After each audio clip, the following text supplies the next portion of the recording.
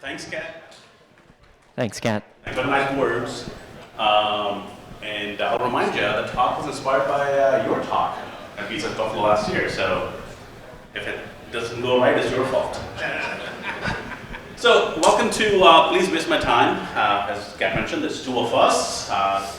You've got me, Q, and you've got Corey in here. We're both from Blue Bastion, a small cybersecurity company. I come from risk management and the pen testing background. I used to run pen testing over at Cigna. I was a high-trust HIPAA assessor before then, and I did quite a bit of teaching. In fact, we taught a small class yesterday on pen testing. And a lot of my focus lately has been on offensive security. I've been running a pen test team at Blue Bastion, and we're seeing a lot of clients that have gone from getting a DA in 10 minutes to getting domain admin in 3 weeks. That extension of time, and part of that has to do with them wasting our time.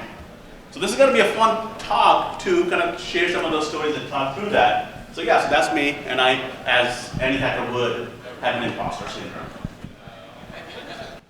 I'm Corey. So I have a bit of a different background. So I started off in incident response and forensics. I did do some offensive security work. You'll see alpacas up there because yes, I actually do have alpacas. It's real, but it's become fun now. So anyways, I also work at Blue Bastion, obviously. I run our incident response, our security engineering, and our managed detection and response team. So from my side of the fence, I tackle a lot of the blue side, so that's probably what you'll hear mostly from me, maybe some jokes. And I'm also an aspiring DevOps person, because automation's key. Thank you. And yeah, those are alpacas, not llamas. Key distinct difference. So why are we doing this talk? Why do you want us to waste our time? And there's quite a few different reasons for it. For me, as a pen tester, as I'm performing pen testing against our clients, I would find Windows Server 2003 open to the internet with LDAP, with SMB, and I get all excited. I start messing around with it. After 2 hours, I call Corey. Hey Corey, what's your team doing? Is this a honeypot? Q always says that too excitedly, by the way. And it was a honeypot. After 2 hours of me trying to mess around with that Server 2003 box, find out it was a honeypot. They already got me. So that helps with the early detection and response. Here I am thinking I've got something really cool. I get all excited. A lot of the hackers nowadays, a lot of the attacks you're seeing are automated tools. So what you end up seeing from them is they're not doing that human intuition in there. They see something malicious, something vulnerable. They see an HTTP header. They see a version of a software that may be vulnerable. They go after that automatically. You, on the other end, the defenders, are able to use some of these techniques we're going to talk about to detect. You can exhaust some resources. One of my favorite reasons for some of these things in this talk is if you're an aspiring SOC analyst or you want to be a penetration tester, well, why don't you put something vulnerable up as a honeypot and watch what people do with it. Watch by learning, well, learn by watching. I haven't had enough coffee yet. What are others doing with that wonderful piece of software? Then there are misinformation threat intelligence, which your team does a lot of that fun stuff. Absolutely. So, so from threat intel perspective, there's so much that you can do there, right? Yeah, I mean, I think Ronnie was doing, he spun something up recently with Greenways. He was giving a talk to our team on that. Exchange server that was being attacked. It wasn't an Exchange server. It was a Linux box with Exchange server HTTP headers. And he spun that up, watched attacks happen against that, and present that to the team. What I do want to emphasize, we want to emphasize, this talk is not for, well, it could be used in those environments, but we are not assuming the most hardened environments. We're assuming your normal, your common environment we see in our pen testing, in our defending work. So there may be some things in here that you've already patched, and that's great. You can still make use of some of the techniques we talked about. But we are not talking about something that, if you've already spent a lot of work and you see some of the things we're going to talk about, you may feel that that's already covered in your environment, and that's great. There's going to be some really stupid, and I want to emphasize that technical word, really stupid Active Directory configurations we're going to talk about. If you have some of those, let's talk, because there are some things you can get rid of in AD environments to make it difficult for us pen testers. And there's some other stuff going on. Anything else? Okay, before we get into the deception techniques, that's what we're talking about. When we talk about waste by time, it is how do you deploy deception, practical deception techniques to slow down the attacker. Before I get to those deception techniques, before Cody talks about that, what I want to jump into and talk about is why you need it. A lot of enterprise environments today, they have so much technical debt, and Windows Active Directory makes it so much more difficult, so much more work has to be put in to make the environments more secure, hardened, resistant, and resilient to attacks. I want to talk about some of those things in here. Set that stage, set that prerequisite before we jump into the actual deception techniques. And I like to call it feature or vulnerability, because some of you were in my class yesterday, you saw we exploit features. And it's often the line between the feature and the vulnerability in AD is very blurry. My most favorite one, and the one we often exploit and turns into an actual domain admin, and I misspelled HR share in there, but that's fine. We'll pretend it didn't happen. Broadcast multicast name resolution. We used to laugh at this 10 years ago as an interview question. And it still is something that we use as a means to domain admin. In AD environments, and this is happening over Linux and Mac also, but we'll specifically talk about AD, about Windows. You are not just asking the domain name server, hey, do you know where this thing is? Do you know where HR shared, where the file shared, where google.com is? You're asking everyone in the network. That is what's happening over NetFiles Name Service Protocol, NBNS. That's happening over multicast DNS, MDNS, and another multicast protocol, LLNR. The crazy part about this is by default, Windows has a group policy setting, smart multi-homed name resolution. That's turned on. That means if you're connected to a VPN, that name resolution is also going over that VPN adapter to that VPN network. So that's something to keep in mind, that as you are browsing the internet or just doing your daily work, the first thing your computer is going to do is reach out to everybody in the network and try to find these names, the drives you've mapped. And as a result of that, what you get is a net NTLM hash. So there's a handshake that happens, and that handshake is over net NTLM, and we as attackers love that. Because I can just pretend to be, I can be the first one to respond and say, I'm the HR share, and get the hashes. I can do a bit of fun stuff with that. So, DNS is not the only thing being used for name resolution. This is what it looks like. You've got somebody looking for HR share on one end. That may or may not exist, it does not matter. If I am the first one to respond with responder, or you could use, there's quite a few different tools you can use. On Windows, there's InMed. But if I'm the first one to respond to that MDNS, LLMNR, or NBNS request, I end up getting that user's hashes. It does not matter how strong the password is, because I can use those hashes, and I'll talk about that in a minute. And this is not the user's fault. User did not say send my hashes over. System is doing that in the back end. Another fun way to get these hashes. It was Friday, 4 p.m. We had been on an engagement for about 3 weeks at that point. And we only had 1 hour left. We had only obtained a domain user's credential. There's nothing else. And we wanted to go out with a bang. And we remembered the point of contact had said, do whatever you can. Just don't take something down, and do not use the $5 wrench attack. Okay? So we reached out to them. We said, hey, our daily status email, we haven't really gotten anywhere, but we're trying one last thing. Hopefully that works out. In that email, we had a tracking pixel. So you might recall tracking pixels are used by marketing teams in the marketing emails, and that's how they know you open the email, because that tracking pixel is loaded over HTTP or HTTPS from their web server. What if you use the UNC path pointing to your Kali Linux box listening with the responder? If Outlook can reach that IP, it will send over net NTLM hashes. So through the status email letting the point of contact know, hey, we couldn't get anywhere, but we're trying, we got that point of contact's net NTLM hashes. They were the CIO of the company, so they were domain admin. And that was it was a fun day. He loved it. He loved it. Dirty red team tricks. I think you can't say dirty and red team because they're the same thing. It's like saying chai tea. I'm talking to you, Starbucks.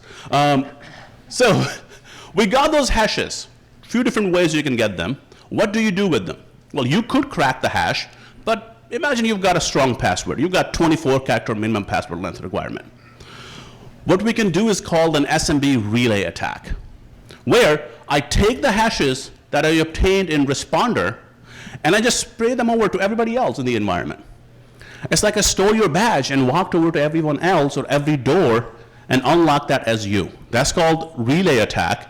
Basically, if the servers and workstations are not requiring SMB signing, they don't use digital signatures to verify there is authenticity, there is integrity in that communication, I can just steal a hash and just start talking to everybody else as you. So when we start our pen test, we generally set up a pipeline. Responder listens to hashes, it solicits those hashes, and then hands them over to NTLM RelayX, which takes them and just goes to every other server in the environment. So when we got the hash from our domain admin in here, he had a really strong password. I believe his password was 32 characters randomly generated. But that didn't matter. They lacked SMB signing. So we just sprayed it across the environment, and we got DA. SOC must have been lighting up at that point. Oh, yeah. So this is what that relay looks like. On the top, this is just an example. We got a hash from FileMaker. FileMaker was a user on 1.3. This is just the lab environment. Took that hash and then logged on to 1.4 and dumped SAM, dumped the local NT hashes. So is NTLM RelayX running, just taking the hashes and spraying to anybody and everybody who does not have SMB signing required. And that is a pretty easy, fun attack to get DA. This is another one of my favorites. This is called Kerberoasting. If you go to a county fair or a state fair, you have to get an admission ticket to be allowed to be on the grounds, to be authenticated. In Kerberos world, that's called ticket granting ticket. You've got a ticket that you can use to authenticate to the environment. You then present that ticket and you say, hey, here's some money, I want some funnel cake. Or I want a ticket for the Ferris wheel. I want a ticket for something else. That in the Kerberos world will be ticket granting service ticket. So you present your TGT in the morning and you say, I want a TGS, ticket granting service ticket, for MS SQL, for LDAP, for file shares, whatever you might want. That service ticket is encrypted with the service account's hash. What ends up happening is, and what I mean by service account is any account with service principal name. If you install MS SQL Server, by default, the account that installed it will have an SPN set. This is how I see a lot of domain administrator accounts with SPNs. If you spin up any service and you add a service principal name to your account just became a service account. So any domain user, doesn't matter their privilege, they just have to be an authenticated domain user. They can request a service ticket, and that service ticket, because it's encrypted with your NT hash, they can crack it offline. It doesn't matter if it takes me a month or 6 months to crack it. How often are you changing service account passwords? So that attack is called Kerberoasting. The moment we get domain privileges, we just Kerberoast any service account we go to the AD and say, hey, for every service account you have, give me the service ticket, and I'll take it offline, I'll go back to the office, I'll start cracking it, come back after 6 months, and I've got DA. Once we start dumping some hashes, we just spray them across the boards. This is past the hash attack. This is definitely going to light up the SOC. Cody's team hates me when I do that. Basically, if I'm doing a pen test and I'm not trying to be stealthy, once I obtain a hash, I'm going across the environment. I'm going to spray it everywhere and anywhere possible. In Windows world, you can pass the hash. This is also using NetNTLM in the back end. You can pass the hash for local admin account, RID 500, and any domain user domain admin account.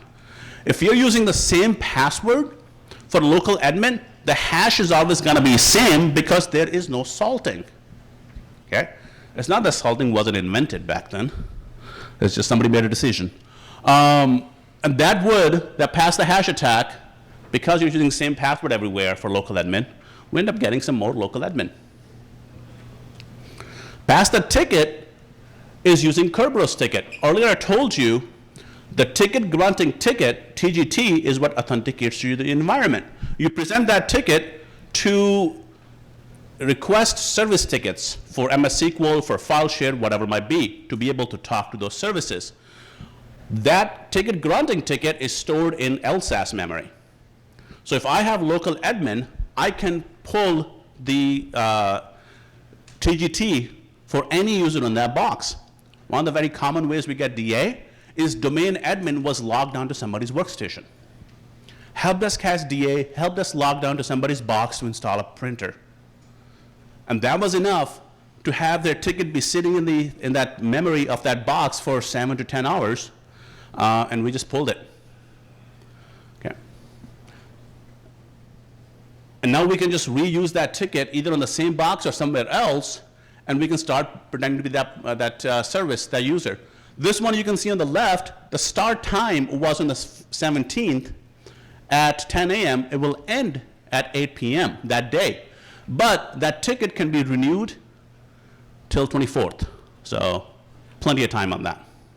For the record, I don't know if I hate Q whenever that happens. I kind of love it because we get really good alerts from that. So we know they're in there. You know you don't hate me. I definitely don't. Yeah. It's okay. It's okay. I'm not going to buy you breakfast. I'll take my $5 after this. So past the ticket attack, this is continuing to be a very useful means to escalate privileges, because we have so many domain admins in the organization environments. Everybody who needs any sort of access to troubleshoot things, anybody in the help desk gets a domain admin.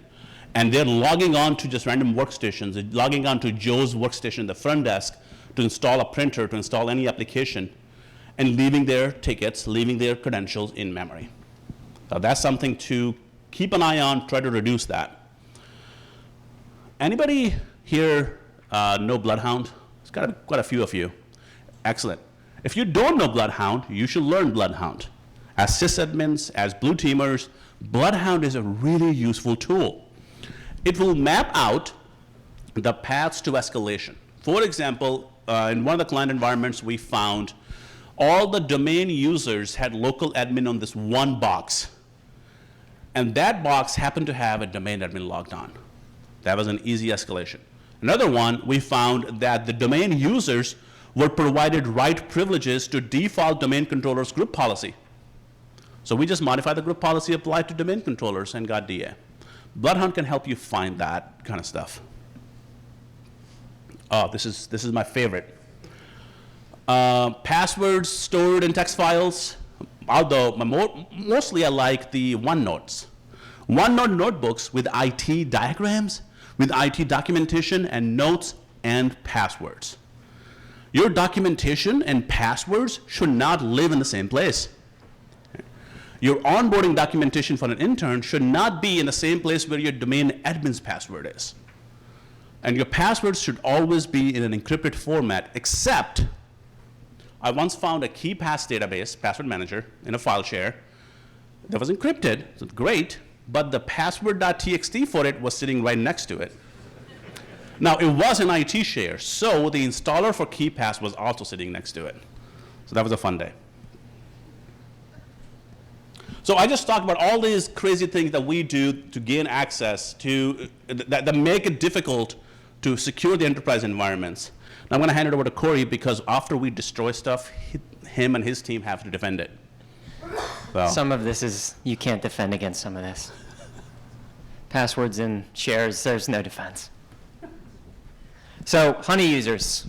There's a lot of different techniques and ways to do this. There's a lot of different ways to detect this. We're just going to give out a couple, few here, right? So a real user. There's a lot of debate back and forth about this. Q and I have had a lot of debate and back and forth about this. Using a real user, using a fake user. There's a couple things you can do here, but one of them is to create an actual real user. Real password, not a fake password, not an easy password, like P@SSWORD1 exclamation point. Never use that because people like Q will actually get in and realize that that's a honey user, or as they're starting to crack hashes, they'll realize, wow, that one was too easy. I'm not going to use that DA account. I'm going to use a different DA account. And therefore, your detections are kind of useless. Or if you take all of these tactics and techniques that Q has talked about earlier, and you start to input some hardening into your environment, or you are already pre-hardened, some of these things may not exist. So this may be the only account or one of the few accounts that running Bloodhound, for example, will give a privilege escalation tactic to the attacker. So you've limited and reduced their options. So you're increasing your likelihood of them actually using your honey user. So a couple pieces before we dig into it. The other things is you want to use this account. You don't want to leave it just sitting out there unused for 9 years. You want to reset the password to it. You want this to look real because it is real. If it's being actively logged in with, if the passwords are reset in the same fashion that your other user accounts are reset, it is a legit looking account to people. So running scheduled tasks, doing whatever to log in with it, and or even logging in with it interactively. Then from there, what do you do with this honey account, right? So now you have this legit account out there that you're expecting to be compromised. Well, now you have to figure out what you need to do with it. If you have a SEM, for example, maybe you set up critical alerts inside of that SEM that say, hey, anytime this user account logs in, we need a critical alert of it right now, and everybody's hands on deck, right? And we dive into the machine that it logged into, we quarantine it, we whatever, we know we have an active compromise, right? And that could be a very early indication. One thing I'll point out, whenever we are doing red team exercises and we have some sort of inclination the client is using honeypots, we're going to be looking at two properties. One, when did the account last log on? So as Corey talked about, have it log on periodically. Any domain user in the environment can see that for any other user. When did this account last log on? Second thing, when was the password last set? If your organization sets passwords, changes them every 90 days, but this one last time password was set was 7 years ago, and it's not a service account, it's a honeypot. So the next one is a Honey SPN account, right? Again, very similar to what I just talked about. You want to create a real user or a real service account with a real SPN on it. Use AES and RC4 if you want to get fancy. Or if you have RC4 removed from your environment, maybe you don't make an RC4, you only make an AES. Give the Honey user a real SPN. Make it look legit. Maybe call it Generator 3. Maybe call it something that sounds legitimate to your environment, but doesn't give away the fact that it's, if you make it fake SPN account or Honey user or Honey SPN, these tactics are going to fall through the floor. Also, running a scheduled task on the DC to find those event IDs in that specific failure code. The alternative to that, obviously that'd take a lot of manual intervention and you'd have to set up an alert for that. Again, a SEM or something that's pulling logs like that, you could also set that up as a critical alert for this account. So again, what you want to do is layer this in there into whatever your current security stack is and be monitoring for this activity. You don't want to just set these things up, let them out there. they actually get taken advantage by a real threat actor, and you get screwed by your Honey account. That's the last thing you want to do here. Last thing, make the password long and difficult. Again, same principle. You do not want to make this so easy. Again, Q. He's like, wow, that was too easy. I'm passing on this one. Let's see if we can get a slightly hard button one. moment. That was easy. Absolutely. Now, one more thing I want to point out on that. Sorry, I keep jumping in. One of the reasons I would suggest making that password a bit longer. Now, don't make it impossible. Don't have a randomly generated one. Have like a passphrase that could be guessed. Maybe make it about 14 characters long. On a typical gaming laptop, it will take me at least a day to crack that. Now, reason for that, for me, is now I was waiting a whole day for that thing to crack. Us pen testers, yeah, we do multitask. But if I'm waiting on a hash to crack for a service account that looks very juicy, that's what my attention is going to be for the most part. You just made me wait a whole day for a hash to crack that I think is going to be useful. Bonus points if anybody knows what the time clock is from. Just tossing that out there. Honey, NB, NetBIOS, LLMNR, and multicast DNS requests. So you see it up there, NetBait. So there's a few ways you could do this. If you want to build it yourself, you can use something like NetBait. But what the point of this exercise is to blast your network with fake requests. Fake NetBIOS requests, fake LLMNR requests, blast and spray hashes out across your network.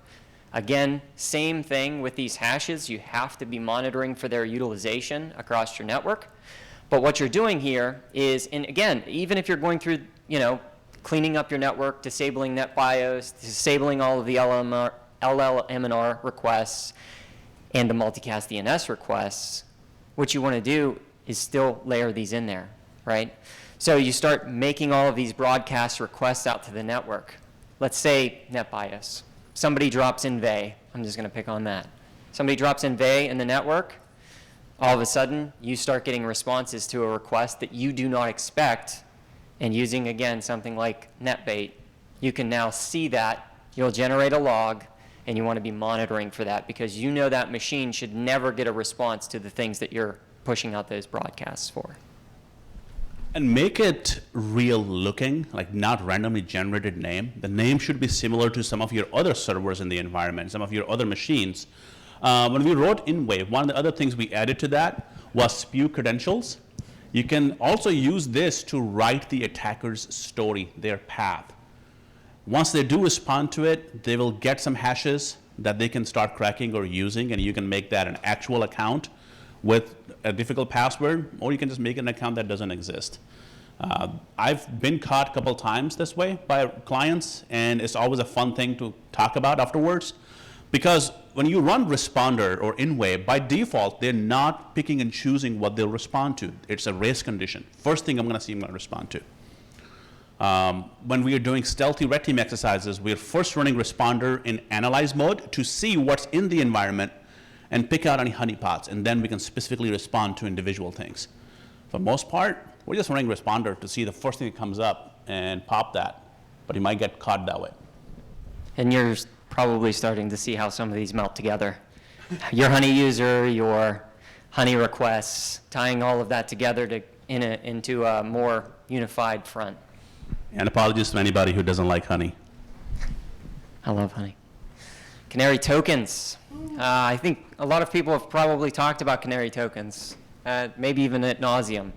But obviously this is a great addition inside of here, right? So having PDFs, having Honey websites, having Honey whatever in your network. So for example, going back to what Q was talking about, maybe you have passwords in a share. Well, maybe you don't. Well, let's add some canary tokens or a canary PDF out there that's monitoring for that. The key to all of this is having that monitoring piece. I can't stress that enough. I've actually been on incidents where Honey accounts and Honey things were taken advantage of weeks or months prior to the actual event. Like ransomware being dropped being the event. So these things will get taken advantage of in your environment, and if you are not properly monitoring for them, you're kind of giving your keys to the kingdom to somebody as well. So it's definitely a double-edged sword, but this one far less of a double-edged sword because you have that PDF out there. You could even call it passwords.pdf. You could call it passwords.word, whatever. CEOsalary.pdf. HR. This is a really fun one. So dropping a fake password vault. The example that Q actually just gave not that long ago, which was he had KeyPass. Drop a fake KeyPass file that's encrypted. Generate a real one and drop it. Put it somewhere in the network. Again, monitor for any activity against that. You put that out there, an attacker is going to be like, oh my gosh, it's Christmas Day, right? Am I wrong? Sometimes, but not right now. Put credentials in there too. Don't just generate a file that's blank, call it a day. Put your honey accounts in there so that, again, you see that, and on the blue side, we'll actually get a full picture of the story. Well, they got in here. The first thing they found was a fake password vault. They pivoted to one of those fake honey user accounts. They tried to use it, and now we have a whole entire picture and story of how they got in, what they did next, where they pivoted to, and we can actually trace them. So one thing I'll add to that, make that, don't put the password.txt for that KeyPass database next to it, put it somewhere else, or don't even put one in there. Make that password not too easy, but not too difficult, and make us waste more time trying to crack that KeyPass database password before we get in. Another fun one, inject fake hashes into LSAS. This does take a bit of extra work, but this one's really fun. It's really mischievous, actually. So mean. So mean. Almost, I bet you the statistics for this one would be greatly in the blue team's favor. If you're injecting anything like this into LSAS, there's almost no attacker out there that's ever going to question it, unless you make it blatantly obvious, which, I mean, obviously, right? But doing this, the key to this one as well, you're giving them something, they're going to immediately pivot and attempt. So for this one, if you get to this spot, I'd actually recommend not to inject one credential into LSAS, but multiple. Maybe have 5 or 6 that you're injecting in there that you're monitoring for actively, because it makes the attacker feel like they have even more, right? I don't have 1 account, I have 7. And now all of a sudden they're kind of like, which one do I want to pick? Maybe they'll run Bloodhound and see which one's a little bit better. Make them slightly different. But this one's quite malicious, actually, from a blue team perspective. Yeah, and if you don't want to run a PowerShell script, one thing you can do is create local admin accounts, not use the word administrator, something else, help desk admin. On multiple boxes, set a password for them, and then disable them. Because when we dump SAM, we don't get to know if that account was enabled or not. I think Impacted Secrets Dump might do that, but most other tools don't. So I'm not going to know that account is disabled. So I will grab that hash and I will try to spray it. And that's your detection mechanism right there. Okay, this is fun. So this is a debate that we've actually had quite a bit around, let's say you're paying for a pen test. You're paying that pen tester now to literally, as the talk is called, waste their time. And so from my perspective, I'm actually for that. And here's the reason why. So if an attacker, I'm going to pick on Q, let's say he gets pulled into an engagement and he's running a red team assessment. We should be, my team, the blue team, should be getting detections on that. You're going to understand how quickly your blue team detects whenever they're wasting their time. If your blue team is not detecting those things, you need to go back to the drawing board for all of that. So to a degree, you're not actually wasting your money by wasting the red team's time. You're really, truly understanding what are your detections? What's your reaction to that?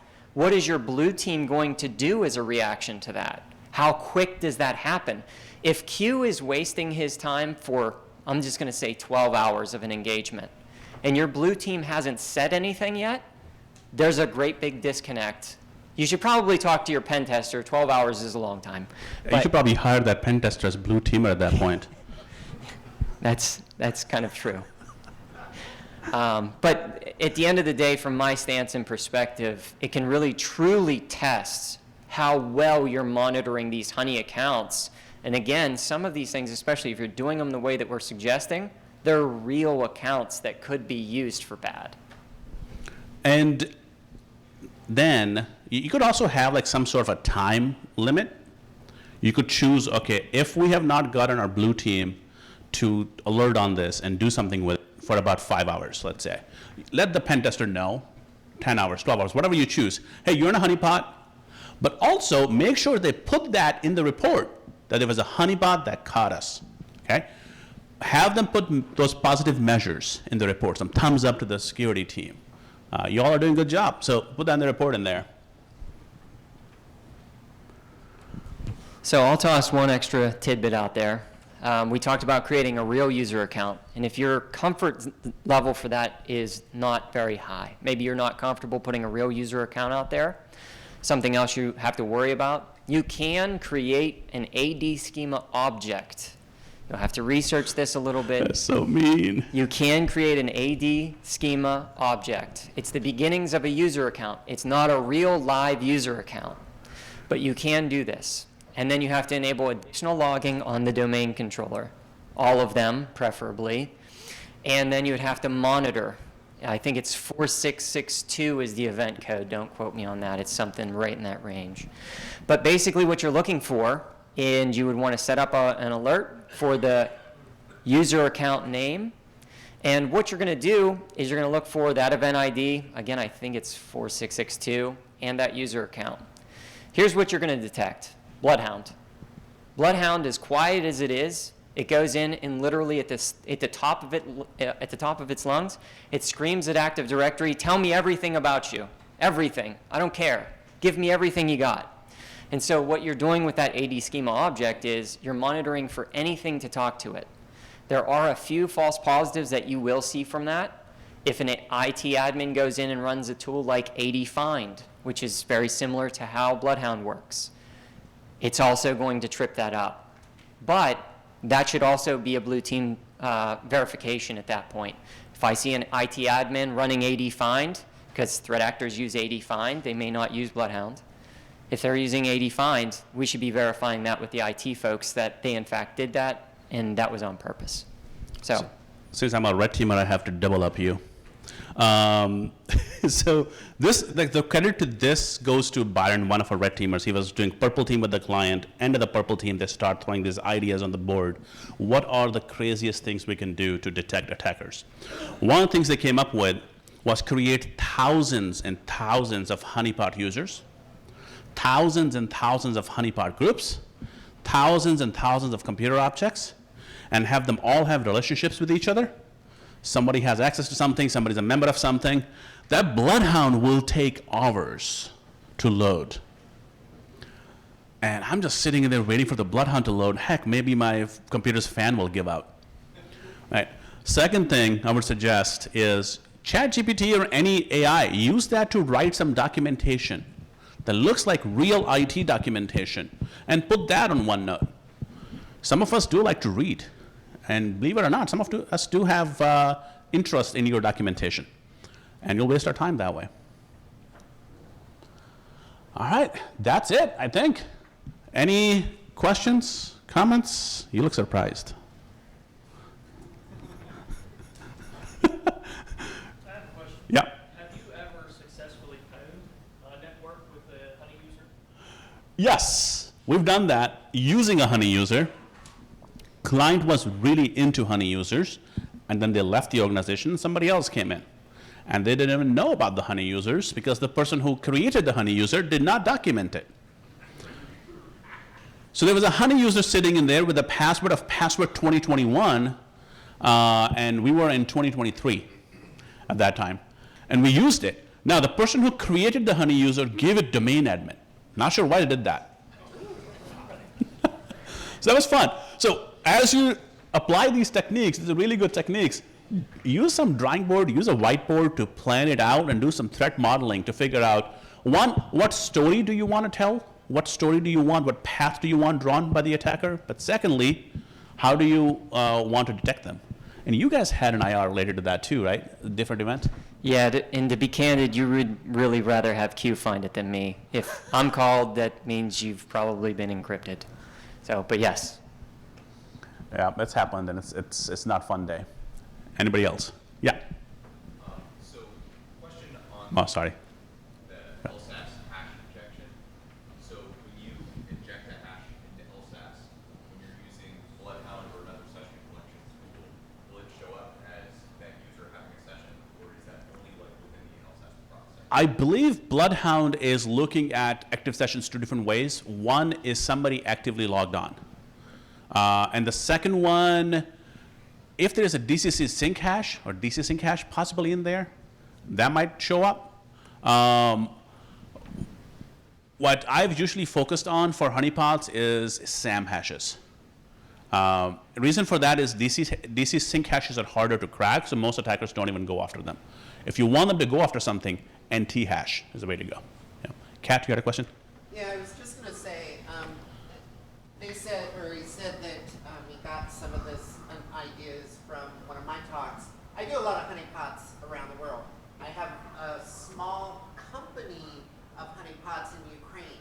After your last talk, I added a whole bunch of these methods, some that I hadn't thought of before, and I've been watching these attackers just spend hours and hours and hours going through this small company, not getting anywhere, but getting stuck, and I'm gathering so much information that I'm putting a new talk together. So thank you. Oh my God, I love it. It's worked out really well. I love it. That is awesome. I'm going to be looking forward to that. Yes. So you want to entice a hacker to use your honeypot, but not have it be a risk to you, and use it and still get what they want. Is there a way to like neuter some of your techniques so that like they can't be used in a malicious way if the person leaves the organization? The short answer is yes, but it's a complicated answer because it depends on your environment, how you're set up. You could do things like giving it local admin rights to a single individual machine and then denying it login rights to the rest of your network. So it depends on the rails that you want to put up for those user accounts and where your comfort level is based around the detection mechanisms that you have in place. Does that make sense? Yeah. I saw a blog post by Nikhil Mittal. He's the guy from Altered Security. He did a blog post a while back. I think it was 2008, so I don't know if that's still true or not. What he talked about was creating a domain admin honeypot, but denying it logon everywhere.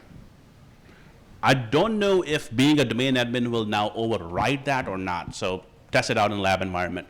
What I would also suggest doing, as you have honeypots set up, once every 3 months, just trip one intentionally and see if your team responds to it.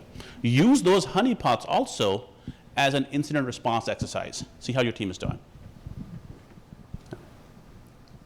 Yeah. Could you argue that in some cases it's counterintuitive if you're paying like a red team to try to contest your network and you're just getting stuck with honeypots because you want them to find real vulnerabilities, like in some regards, or 100%. That was the debate we had because at the end of the day, you're paying all of this money. And the example of 12 hours, I know it's a little extreme, but if you're paying for, let's say, a small engagement, 40 hours, 12 hours of that 40-hour engagement is a massive amount of time that they could have been spending elsewhere. So there's absolutely, in my opinion, a delicate balance between how long they spend in there, but also you really want them to spend some time in there because you built these mechanisms to actually be utilized in that way. So Here's how I would put it from my perspective. What is your goal of the mean time to respond? How quickly do you want your blue team, your incident responders, to respond to that honeypot? If that time has passed, go and let the pen tester know. And then go have a chat with your blue team. Why did we not respond to this? Okay. So that may be 30 minutes, that may be an hour, that may be 10 hours, depending on the type of honeypot where you have it. Sorry. The thing I'd say, just to kind of expound upon that, is realistically you should have a response within an hour to something more critical like this. So your blue team's aware now that you have a pen test or whatever going on, and they're starting to actively respond. You solicited the thing that you needed to solicit. So that's where you would be pivoting back over to that red team saying, hey, we caught you. We got you in a honeypot. We got you with this honey user account, whatever it was. And then you're pivoting over to them saying, hey, it's time to move on. All right, we'll take last question. And about it, going around the room. Oh, yeah. Hey, Nick. Thank you. Really quick, really with this type of activity, don't lose sight as to why we do penetration tests. I think that with regulations and things like that, we get really caught up in we have to do this. But really, your pen tests are to validate your controls. Once you validate those controls, you let the pen tester know, you move on. Otherwise, you're only hurting yourself. So figure out what that mean time to respond is, notify them, so that way they can find something else, some other weakness. But you validated that control. Yeah, that's a good point. Thanks for that. I'll double on that a little bit. One of the things you mentioned was a lot of times we do pen testing because we feel we have to. From pen tester's perspective, I'm bored when that happens. When you want me to come in and do a pen test just for a checkbox, you're going to get the lowest effort out there. Let us lose. Have us find you craziest things possible and not just be a Nessus scan. All right, I love Nessus. It's a good tool, but that's not just the pen test. It goes beyond that. All right, thank you very much. Appreciate you all listening to us.